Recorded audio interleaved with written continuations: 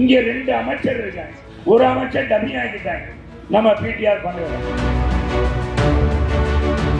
முதல் ஆண்டு நிதிநிலை அறிக்கையில பிடிஆர் பழனிவேல்ராஜன் ஆகா நம்ம முதலமைச்சர் புகழ்ந்த பார்த்தீங்கன்னா வானலாவா புகழ்ந்தார்.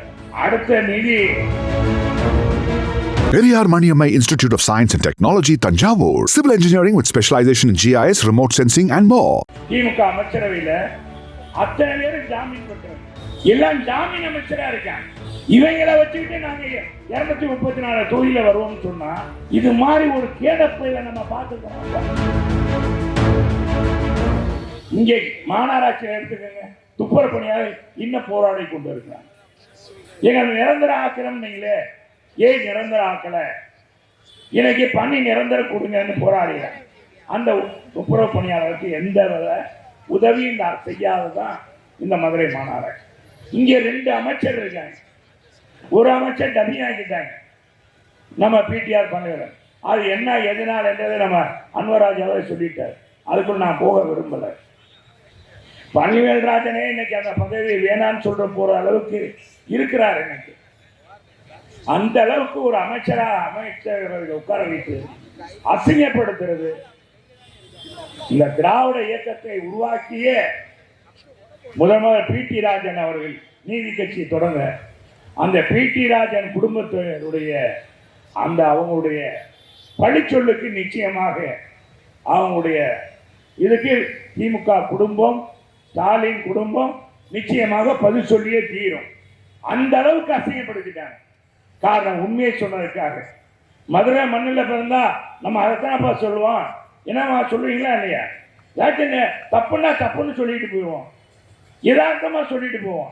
அது தப்புன்னு அவர் சொன்னாரு, ஆடியோவில் சொல்லிவிட்டாரு.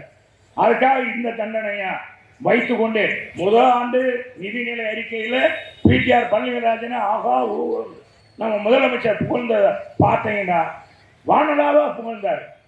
அடுத்த நிதி நிலை அறிக்கைக்கு அவரே இல்லை, மாத்திட்டாங்க. எங்கேயோ ஒரு துறையில கொண்டு போய் போட்டிருக்காங்க. இன்னைக்கு பாத்தீங்கன்னா அந்த திமுக அமைச்சரவையில அத்தனை பேரும் ஜாமீன் பெற்றவங்க. எல்லாம் ஜாமீன் அமைச்சரா இருக்காங்க. இவங்களை வச்சுக்கிட்டு நாங்க 234 தொகுதியில வருவோம்னு சொன்னா இது மாதிரி ஒரு கேடப்பையில நம்ம பார்த்துக்கோம். நம்ம சொல்லுவாங்க இல்லை எப்ப கேடப்பையிலும் கேடப்பையிலா இருக்காங்க, கூமுட்ட பயிலா இருக்காங்க. என்னையா ஆட்சியில உன் அமைச்சரே இன்னைக்கு வாய்தா வாங்குற அமைச்சர் 1-2 அமைச்சர்களை தவிர அத்தனை அமைச்சர்களுமே இன்னைக்கு பாத்தீங்கன்னா ஜாமீன் பெற்றிருக்காங்க. எதுக்காக? எல்லாமே பாத்தீங்கன்னா தொழிலாளர்களே நீங்க நல்லா புரிஞ்சுக்கணும். எதுக்காக? பூரா கரப்ஷன் கலெக்ஷன். இதுல நம்ம 10 ரூபா அமைச்சர் பாருங்க, செந்தில் பாலாஜி 10 ரூபா அமைச்சர், சாராய அமைச்சர். அவர் 10 ரூபா அமைச்சர். என்னன்னா 1.5 வருஷத்துக்கு மேல ஜெயில இருக்காரு. அடுத்த நாள் தியாகியை வரவேற்ற போல வரவேற்று அமைச்சர் பதவி கொடுக்குறாங்க. எந்த எவனாச்சும் ஒரு செய்வானாங்க? யாராச்சும் ஒரு அறிவுமான முதலமைச்சர் செய்ய முடியுமா? என்னங்க ஸ்டாலினுக்கு என்னங்க முதலமைச்சருக்கு தெரியுது? நமக்கு தெரியல. சாதாரண இந்த டீ கடையில வேலை பார்க்கிற, பேக்கரியில வேலை பார்க்கறவங்க தெரியும் கூட அதுக்கு தெரியாம இருந்தா எப்படிங்க வந்த உடனே கொடுக்கறது? இன்னைக்கு அதே இன்னைக்கு பாத்தீங்கன்னா உயர்நீதிமன்றம் சொல்லிருக்கு, உனக்கு ஜாமீன் வேணுமா மந்திரி பதவி வேணுமான்னு கேட்டாங்க. அவன் வேண்டாம் சாமி, நான் ஏற்கனவே இருந்தது போதும், மந்திரி பதவி வேண்டாம், நான் இருந்து என்ன கலெக்ஷன் பண்ணி அங்கதான் கொடுக்க போறேன் அப்படின்னு அவன் வேணான்ட்டு வந்துட்டான். இன்னொருத்தர் என்னன்னா எப்ப நடவடிக்கை எடுக்கணும்? பொன்முடிய பெண்களை என்னைக்கு இழிவாக பேசினாரோ அன்றைக்கே இல்லவா நீ எடுத்திருக்கணும் நடவடிக்கை. இன்னைக்கு தேர்தலுக்கு இன்னும் 8-9 மாசம் இருக்கு. 8 மாசம் இருக்கு.